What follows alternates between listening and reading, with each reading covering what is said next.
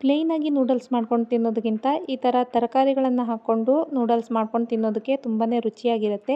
ಇವತ್ತು ಬಿಸಿ ಬಿಸಿಯಾಗಿ vegetable Maggi noodles ಯಾವ ರೀತಿ ಮಾಡೋದು ಅಂತ ನೋಡೋಣ. ನಮಸ್ತೆ ಎಲ್ಲರಿಗೂ, welcome back to my channel. ವಿಡಿಯೋನ ಸ್ಕಿಪ್ ಮಾಡದೆ ಕೊನೆ ತನಕ ನೋಡಿ.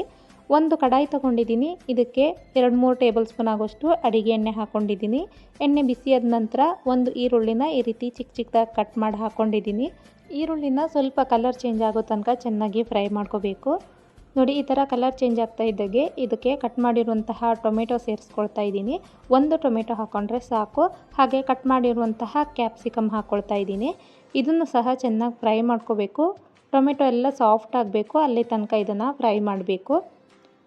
ಟೊಮೆಟೊ ಫ್ರೈ ಮಾಡುವಾಗ ಸ್ವಲ್ಪ ಉಪ್ಪು ಹಾಕ್ಕೊಂಡ್ರೆ ಬೇಗನೆ ಟೊಮೆಟೊ ಸಾಫ್ಟ್ ಆಗುತ್ತೆ. ಹಾಗಾಗಿ 1/4 ಟೇಬಲ್ ಸ್ಪೂನ್ ಆಗೋಷ್ಟು ಉಪ್ಪು ಹಾಕ್ಕೊಂಡು ಇದನ್ನು ಫ್ರೈ ಮಾಡ್ಕೊಂಡಿದ್ದೀನಿ.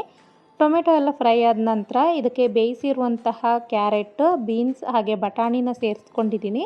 ಈ ತರಕಾರಿಗಳನ್ನು ನಾನು ಕುಕ್ಕರ್ಗೆ ಹಾಕಿಬಿಟ್ಟು 1 ವಿಜಿಲ್ ಆಗೋ ಹಾಗೆ ಬೇಯಿಸ್ಕೊಂಡಿದ್ದೀನಿ. ಈ ರೀತಿ ಬೇಯಿಸ್ಕೊಂಡ್ರೆ ನಮಗೆ ತರಕಾರಿನ ಜಾಸ್ತಿ ಹೊತ್ತು ಫ್ರೈ ಮಾಡುವಂತಹ ಅವಶ್ಯಕತೆ ಇರೋದಿಲ್ಲ.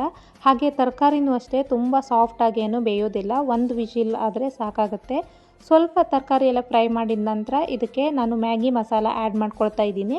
ನಾನಿಲ್ಲಿ 3 ಮ್ಯಾಗಿ ಪ್ಯಾಕೆಟ್ ಯೂಸ್ ಮಾಡ್ತಾ ಇರೋದ್ರಿಂದ 3 ಮ್ಯಾಗಿ ಮಸಾಲಗಳನ್ನು ಹಾಕ್ಕೊಳ್ತಾ ಇದ್ದೀನಿ. ಇದನ್ನು ಸಹ ಒಂದು ಸಾರಿ ಚೆನ್ನಾಗಿ ಮಿಕ್ಸ್ ಮಾಡಿಕೊಂಡು ಈ ರೀತಿ ಫ್ರೈ ಮಾಡ್ಕೋಬೇಕು. ಕಡಿಮೆ ಉರಿಯಲ್ಲಿ 1 ನಿಮಿಷ ಈ ಥರ ಫ್ರೈ ಮಾಡಿಕೊಂಡ್ರೆ ಸಾಕಾಗುತ್ತೆ. ಆಮೇಲೆ ನಾವು ಇದಕ್ಕೆ ಸ್ವಲ್ಪ ನೀರು ಸೇರಿಸ್ಕೊಂಡು ಸ್ವಲ್ಪ ಹೊತ್ತು ಕುದಿಯೋದಕ್ಕೆ ಬಿಡಬೇಕು. ನೋಡಿ, ಇವಾಗ ಒಂದು 1/4 ಕಪ್ ಆಗೋಷ್ಟು ನೀರು ಸೇರಿಸ್ಕೊಂಡು ಸ್ವಲ್ಪ ಕೊತ್ತಂಬರಿ ಸೊಪ್ಪನ್ನು ಕಟ್ ಮಾಡಿ ಸೇರಿಸ್ಕೊಂಡಿದ್ದೀನಿ. ಇದನ್ನು ಕಡಿಮೆ ಉರಿಯಲ್ಲಿ 1 ನಿಮಿಷ ಈ ಥರ ಬಾಯ್ಲ್ ಆಗೋದಕ್ಕೆ ಬಿಡಬೇಕು. ಇವಾಗ ಮತ್ತೆ ಇದನ್ನು ಚೆನ್ನಾಗಿ ಒಂದು ಸಾರಿ ಮಿಕ್ಸ್ ಮಾಡ್ಕೋಬೇಕು. ಮಸಾಲ ಹಸಿ ವಾಸನೆ ಎಲ್ಲ ಹೋಗಿರುತ್ತೆ. ಈ ಥರ ಮಾಡಿಕೊಂಡ್ರೆ ತುಂಬಾ ಚೆನ್ನಾಗಿ ಬರುತ್ತೆ. ಇವಾಗ ತರಕಾರಿ ಎಲ್ಲ ರೆಡಿಯಾಗಿದೆ. ಇದಕ್ಕೆ ನಾನು ಬೇಯಿಸಿರುವಂತಹ ಮ್ಯಾಗಿ ನೂಡಲ್ಸ್ ಹಾಕ್ಕೊಂಡಿದ್ದೀನಿ. ಈ ಮ್ಯಾಗಿ ನೂಡಲ್ಸ್ನ ನೀರಲ್ಲಿ ಸ್ವಲ್ಪ ಉಪ್ಪು ಸೇರಿಸಿ ಹಾಗೆ ಸ್ವಲ್ಪ ಎಣ್ಣೆ ಸೇರಿಸ್ಕೊಂಡು ಬೇಯಿಸ್ಕೋಬೇಕು. ಈ ರೀತಿ ನೂಡಲ್ಸನ್ನು ನಾವು ಬೇಯಿಸಿ ಹಾಕೋದ್ರಿಂದ ಯಾವುದೇ ಕಾರಣಕ್ಕೂ ಮುದ್ದೆ ಆಗೋದಿಲ್ಲ. ಹಾಗೆ ನೂಡಲ್ಸ್ ತುಂಬಾ ಚೆನ್ನಾಗಿ ಉದ್ರಾಗಿ ಬರುತ್ತೆ.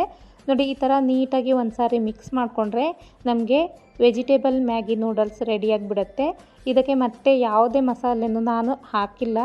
ನಿಮಗೆ ಬೇಕಾದರೆ ಸ್ವಲ್ಪ ಅಚ್ಚ ಖಾರದ ಪುಡಿ, ಧನಿಯಾ ಪುಡಿ ಎಲ್ಲ ಸೇರಿಸ್ಕೋಬೋದು. ನೋಡಿ, ತುಂಬಾ ಟೇಸ್ಟಿಯಾಗಿ ಈಸಿಯಾಗಿ ಈ ಥರ ವೆಜಿಟೇಬಲ್ ನೂಡಲ್ಸ್ನ ಮಾಡ್ಕೋಬೋದು. ಒಂದು ಸಾರಿ ಟ್ರೈ ಮಾಡಿ.